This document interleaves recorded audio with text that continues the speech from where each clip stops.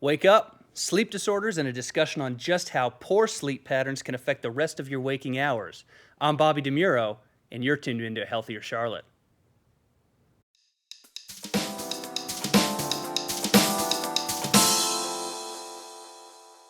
The National Institute of Health estimates that more than 50 million American adults suffer from some type of sleep disorder. From insomnia to sleep apnea to narcolepsy and everything in between, sleep disorders significantly affect your health, safety, and well being on multiple levels. I'm joined today by three medical and health professionals who cover a variety of areas related to sleep medicine and general lifestyle health to discuss just how prevalent sleep disorders are in American society and what we can do about it here in Charlotte. First to my right, Nicole Samet is a yoga instructor at Y2 Yoga in Charlotte who places an emphasis on anatomy and physiology of the postures and breath. To my left, Kim Mosley is an integrative health coach at Healthy Pathways who specializes in health and wellness coaching. And to my far left, Dr. Kristen Daly is the Director of Sleep Medicine for Charlotte Eye, Ear, Nose, and Throat Associates and a psychologist specializing in behavioral medicine. Everybody, welcome to the show. Thank you. Thank you. Now, let's frame the issue because I don't sleep a whole lot, and I know that's a problem, but I don't quite know why. So, very first, Dr. Daly, sleep issues are more than just not sleeping well. Where do we start? How do we discover if we've got a sleep issue? Well, usually you're aware that you have a sleep issue from one of two reasons. The first would be that you know that you're not sleeping well, you're not sleeping through the night, you're waking up, or you're having trouble falling asleep. Secondarily, you would have a bed partner who's complaining about your behavior, snoring, or telling you that you're doing something wrong. A lot of our patients will report that they were first traveling for business or traveling with friends when they were told that they were snoring loudly or realized that they were having some type of problem. We spend a third of our lives asleep, and it's a very important part of our physiology, but it's something that's often neglected and ignored.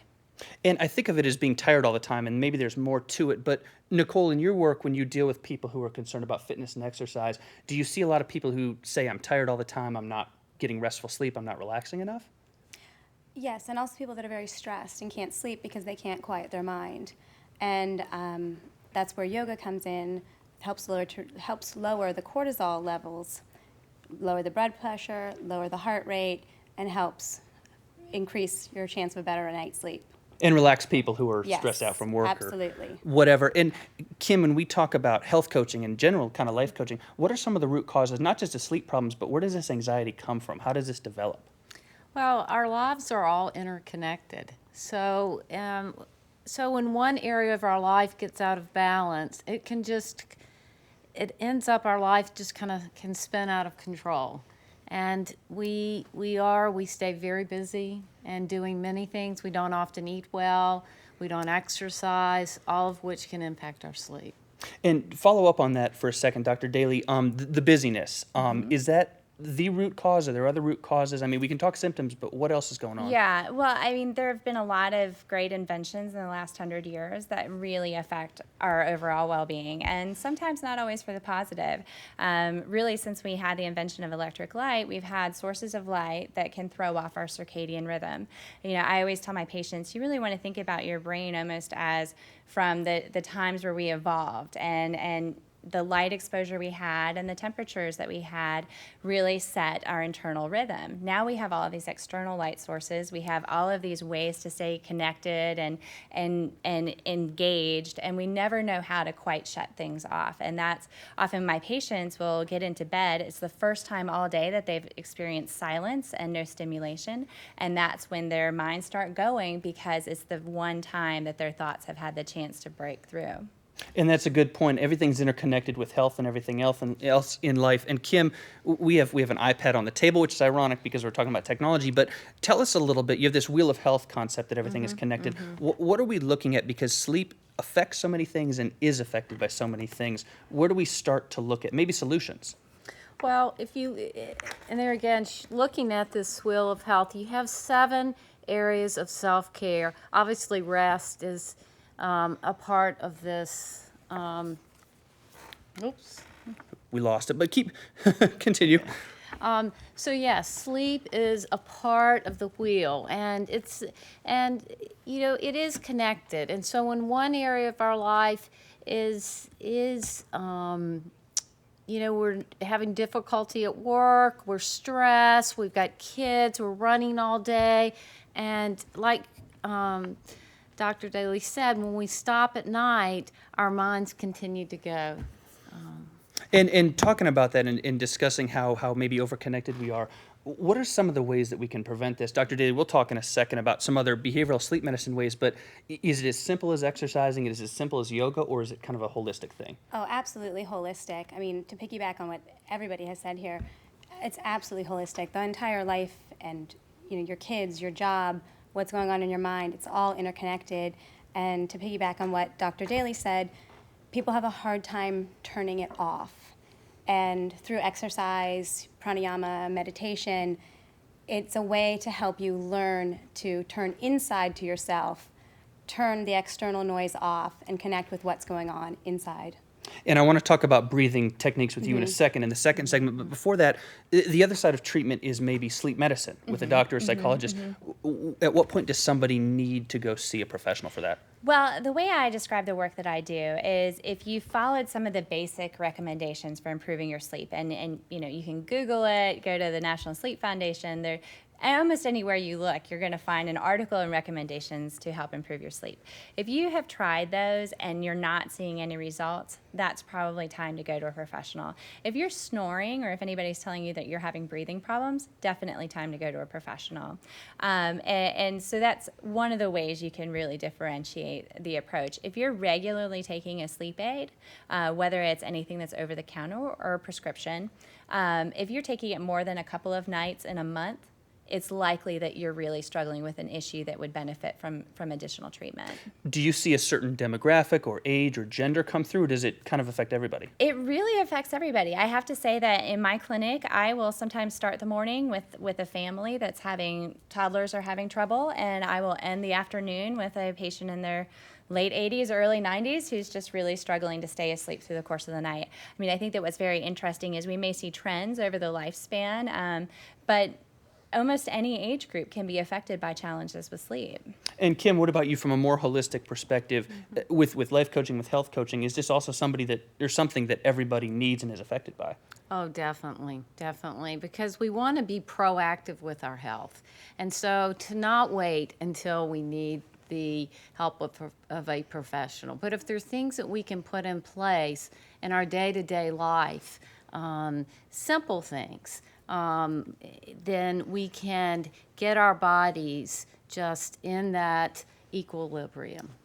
And the equilibrium point, I'm glad you said that word, because let's talk about some of these breathing techniques. I think, and I'm guilty of doing this too, that I think meditation, this is a little hokey, I don't have time for this, but it's a little simpler than sitting alone maybe for a couple hours. How do we start to calm our bodies down? I think the hardest part and the challenge for most people is to just make the commitment to sit down and begin. That is the hardest part. It's the biggest challenge for everybody. And we were all discussing before the show, meditation does not have to be a scary thing. It can be as simple as just sitting in your car when you get home from work, before you enter the house, taking a few minutes to slowly breathe in and out and concentrate on just the sound of your breath before you walk in and start your day. Which is a lot more difficult than maybe it sounds on the show here. Dr. Daly, what about treatment from a medical perspective? What are some of the things that you do with patients? So a lot of the way that I conceptualize insomnia is not just as a problem with initiating and maintaining sleep. I really view it as an unentrained circadian rhythm. So there are a lot of factors that affect our sleep that can help be reinforced. So for one of the most simple is we have these receptors in our retinas that are called the Zeitgebers, which is German for time giver, and they actually set our internal biological clock. And so if we can control light exposure during the sleep period and then also have some bright light exposure, you'd be surprised how few of my patients spend any time outside.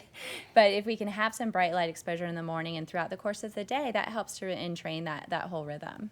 And speaking about the rhythm and talking about how it kind of, again, how it affects everything throughout your day, Kim, when you deal with a client or you're coaching somebody, do they understand that sleep may be a root cause of a lot of their problems, or is that something you feel like is overlooked? Oh, a lot of people that I see will come in, they're tired, they want to exercise, but they can't. Because they're not sleeping well, then they don't eat properly, they drink lots of coffee to keep them going, and then, maybe alcohol at night to unwind. So, yes, I think that they will often say that sleep is a major issue. Is an issue in getting restful sleep, which we'll kind of talk about the Exactly. second one. Nicole, first, before we go to break, though, let's talk about some of these breathing techniques. Is there something that we can do at home? Is there a way to start calming ourselves down? I'd say one of the simplest exercises to do is to concentrate on a full exhale. Oftentimes in our society, we're trained to pull in the next breath before we fully exhaled, and concentrate on counting your breath. Inhale, 1, 2, 3, 4, pause, and then exhale, trying to exhale for longer than a 4 count. And obviously I'm talking faster than you would count, but to slowing it down. And that's the big issue, is slowing everything down. We may be moving too fast in society. When we come back, we're going to talk about that, some of the cultural impact issues that may impact sleep and behavior and everything with sleep medicine, and explore some takeaways and some things that you can start doing at home if you feel like you may not be getting the best sleep. Stay with us, but first, we've got a Fit Minute with personal trainer Jen. We'll be right back. This week on Fit for All, we're talking core strength and stability. Personal trainer Jen's going to put me through a plank routine. Hey guys, today I'm going to show you 3 progressions of a plank. The first one is going to be your beginning option, and it's going to be a plank on the knees. So you'll notice that Bobby has his elbows stacked under his shoulders. His feet are hips distance apart. He's bracing through his core, contracting his abdominal wall to take all the scoop out of the low back. So option 2 would just simply be to pop up onto the toes, lifting the knees. What you want to do here is really, really squeeze and engage through the legs, the abdominal wall. Reach through the crown of the head, taking your gaze a couple inches in front of your hands. And finally, option 3, if you're really looking for a challenge, would be to place your forearms onto a stability ball, coming back onto the toes. And what the stability ball is going to do is add an extra element to really challenge your core to stabilize here. So that's your 3 options for plank: knees, toes, stability ball. And I can feel myself really shaking on that. So tell me, Jen, anyone can do this? Anyone can do this. Start on the knees, shake a little there, build the strength, work on maybe holding it for 5 seconds, 10 seconds, slowly build your time up, and before you know it, you'll be holding a plank for a minute. Are there any injury concerns we look at when we talk about doing a plank, like form or anything? Well, for planks, they're very safe for the general population because there's no crunching. So if you have issues with your low back, a plank is a very safe exercise for you to do. Sounds good. My core is shaking. This is something you can try at home with or without the stability ball. That was Fit for All. Thanks, Jen. Thanks, Bobby. Back to the show. Welcome back to A Healthier Charlotte and our discussion on sleep and sleep disorders. Now, we've talked about a little bit in the first segment, but nothing in health exists in a vacuum. And poor sleep affects general health and vice versa. If you are maybe eating unhealthy or not exercising, that will also affect your sleep. In the second segment here, I really want to get at is some of the cultural phenomenons, the cultural causes. Very first off, Kim, and this is a very broad question, but how do we integrate all aspects of our lives to maybe exist more symbiotically and improve our sleep, among other things? Well, I think you have to look at, and how working with a coach, we look at kind of where you are in each of the areas of your life and where you want to be and what you need to get there. And, the different areas, I mean, it's not only the physical aspects, but it's the emotional, it's the mental, it's the spiritual, it's the physical environment. All of that is, and it's continually reassessing that balance. And to talk about that balance, the physical aspect specifically, let's talk about yoga, because it's something I'm not very familiar with, but a lot of people turn to. Do you find a lot of people turning to it because they are stressed out and they're looking at it as a relaxation technique? Oh, absolutely. I mean, just stress reduction is one of the many benefits of yoga, and partly because of the effect on the autonomic nervous system with lowering the cortisol levels.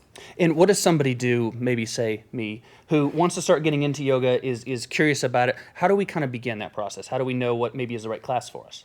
Well, you can come to class with me tonight, 8:30. But there are several wonderful studios in Charlotte, and the YMCA, even on DirecTV, just pick something and make a commitment. There's a lot of resources. There's a lot of resources in Charlotte. And you bring up TV, which is part maybe of the cause of some of these sleep things. At the risk of asking an extremely broad question of what is going on, what is happening in this culture? Why are we seeing so many sleep problems? And broader, why are we seeing so many anxiety problems? Yeah, I mean, if you do a point prevalence assessment, almost 40% of Americans are having some type of interrupted sleep, and that's significant. A lot of it is related to the fact that we now live on this 24-hour day. It is not uncommon for people to work second shift, third shift, swing shifts. The demands from work never end the moment you leave the office. Most people carry smartphones that are connected to their work. We no longer have this clear demarcation between what is our home life and what is our work life, and we never have an end. And that's the problem, is not only are we expected to be on top of information 24 hours a day, but we're also expected to be responsive. So even social networking, which in some ways is positive, it gives people the opportunity to connect with each other, they also feel like they need to be constantly connected. So it's turning it off. And to follow that up, I'm really resisting going on and checking Twitter during the show. But Yes. how does technology play a role? Because obviously we get a lot of great resources from it, but are we too over-connected as a society? Is it too complicated? I think it's too complicated, and it has almost an addictive nature to it. We aren't able to set limits and walk away from it, as Dr. Daly says, and that creates imbalance. We're not getting outdoors. We're not spending time in personal relationships because we're so tied to our phones. And Nicole, how do I get off the iPad? I mean, what are some of the ways, what are the first steps I can simplify my lifestyle, or somebody at home can do the same? To simplify your lifestyle, first of all, make the commitment to yourself that you are going to simplify, and take the walk outside, go to a yoga class, turn off your cell phone, and take a nap. It sounds simple, but maybe is more difficult to execute than we think. And Dr. Daly, for the viewers at home, how can we challenge them? What can they do to start sleeping better tonight? Watch the end of the Tonight, show okay. and then sleep better. What can they Yes. do tonight? So a couple of things. For one, create that your bedroom is a place that you reserve simply for sleep. Take all of the electronics out of the bedroom. Don't take your cell phone in there with you. That alone, if you set a time of night, usually a good hour before you're planning on going to bed, and that's the time where all of the electronics go off. That helps to create this nice transition from lots of stimulation into a time of relaxation. So allow this period and create a specific time. That's one of the things we always work on in clinic, is just coming up with a time that will work for you, that you can step away from it all, that you can say, I'm not reachable. And that's very empowering for people. And I hate to admit this on camera, but I sleep maybe 4 or 5 hours a night, which I know is wrong. Yes. Is there a magic number? We always hear 8 hours. Is that correct? Well, 7 hours is seen as pretty good. 7 to 8 is great. The funny thing is, on both the short end and the long end, we see health effects. So people who are averaging 5 hours of sleep a night or less tend to have elevated blood pressure. They tend to be at increased risk for cardiovascular disease. So there are health problems at that end. On the other end, if you're getting more than 9 to 10 hours of sleep, we tend to see increased depression. So there's a happy medium. I always also recommend that you have to figure out what works for you. Everybody has their own thermometer. Just as each one of us would have a different calorie intake per day that is our happy number. The same thing goes with sleep. So if you are a shorter sleeper and you're happy and you feel you can exercise and you're going through your day and you're fine, but you're averaging 6 hours, 6 may be your number. I have many patients who are grown-ups who 9 is their number, and they feel wonderful if they're averaging 9 hours of sleep. But it takes a little time to figure out what works for you. Well, and to that point of what works for you, Kim, when you talk to clients, when you coach people health-wise, how do we start to create health goals for ourselves? Not only sleep, but just a holistic, all well-being. Well, to think about when we talk about optimal health, and that is, health that where is it that you want to be? What is it that you want to do? And so that's where you start, helping them vision, and then creating values. What's important to you about your health? What is it that you want? And then from there, begin making some goals. And goals being, we call them SMART goals. They're specific, measurable, accountable, they're realistic, and there's a time frame. I love it. Now, talking about goals specifically with yoga, if we have a beginner who's getting into yoga for exercise or relaxation or both, what are some realistic things that we can do to jump in? Just to know your limitations. And one of the things that we always try to emphasize in yoga is to let the ego go and do what you feel comfortable with and what your body is telling you is okay. And I wanted to also mention, I really liked what Kim said about, balancing, because with everything, the balance of the body, mind, and spirit, and if you feel more balanced, you will rest easier. And so, last thing, Dr. Daly, before we take a break and we'll come back and conclude, what can I do tonight to get better sleep? Do I need to turn off the technology? Is there a time I need to do it? I need to Yes. get the dog out of the room? Yes. So figure out what time you have to be up, and then count backwards 7 to 8 hours, and that tells you what time you need to be heading to bed. Which is now. I always recommend that you have a pretty stable bedtime routine that's only about 15 minutes long. You want it to be something you can repeat if you're in a hotel room, home, anywhere you go. It is the process of letting your body know we're about to go to sleep. Pay a close attention to your bedroom environment. Make sure that there's no stimulation in there. Is it dark? Is it comfortable? Are you happy with your pillows? And really try to optimize that. But definitely all electronics out. If you're a clock watcher, even get the clock out or move it under the bed so you can't look at it, because that alone can be a repetitive source of arousal. And it really is as simple as just simplifying your life. It is, yeah. My patients never want to let go of their TVs, and we do a 30-day agreement, and I have yet to have somebody take one back. So I can do the TV. I don't know about the phone and some Yes. of the other stuff. Well, when we get back, we'll get a conclusion from each one of our guests about sleep medicine, sleep disorders, and optimal health relating to it. But first, we've got a mailbag segment. It's Ask the Doc here on A Healthier Charlotte. Stay with us.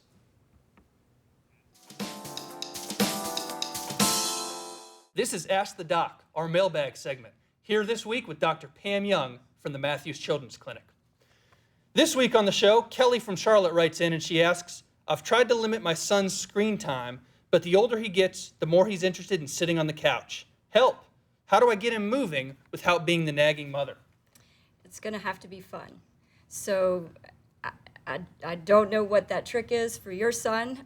Find some activity that motivates him, that he's interested in, and setting a good example by doing activities with him will be very helpful. And we talk a lot about screen time on the show. The Wii Fit, is it a physical video game? It depends on which one. Some of them are and some of them are not. So if they're actually up, jumping around, moving around, I kind of give them a little bit of a pass on that, but I do like them to be outside playing at least some of their activity time. I might need to rethink my video game and my physical fitness standards. If you have a question for Ask the Doc, you can go on cltblog.com and find A Healthier Charlotte there. You can also go on Twitter at A Healthier CLT or on Facebook, search A Healthier Charlotte. Now back to the show.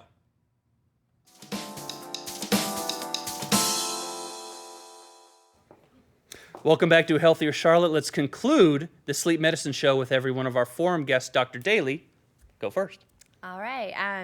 I would say that the message I would want people to take home is really work to prioritize your sleep and try to give yourself at least the opportunity to get an adequate amount of sleep each night. If you find that you're relying on sleeping medications or you're having people complaining about your sleep habits, it's probably time to consult a professional.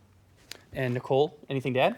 I would say to help reduce your stress, to really check into your breathing and slow down your breath, counting your inhales and exhales, and focus on the sensation of the breath, the sound, and let that be a barometer for what you're feeling. All right. Kim, close us out. Yes.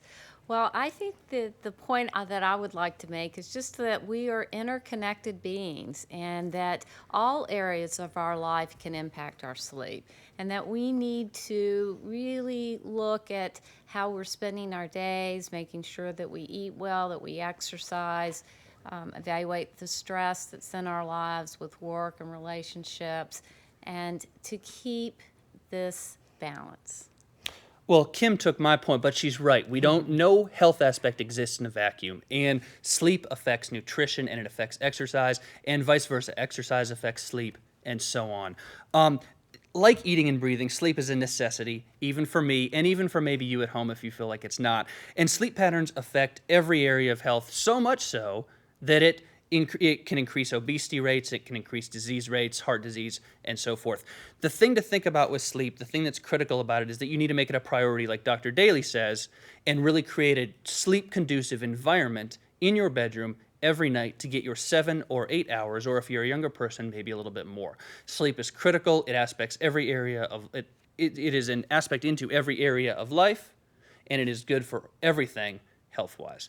That is the healthier take, and you may now go to sleep after watching the show and you shut your technology off. Next week, here on A Healthier Charlotte, we've got a bit of a holiday show. We're talking about seasonal affective disorder and some depression related to wintertime. We've got some interesting guests and an interesting medical concept that you may not know a lot about, so it's something to definitely tune in for next week. In the meantime, you can follow us on Facebook and Twitter at A Healthier CLT, or go on ahealthiercharlotte.com, where we have exclusive web content with extra videos from all of our experts discussing sleep medicine and everything else under the sun. I'm Bobby DeMuro. Thank you very much for tuning in to A Healthier Charlotte.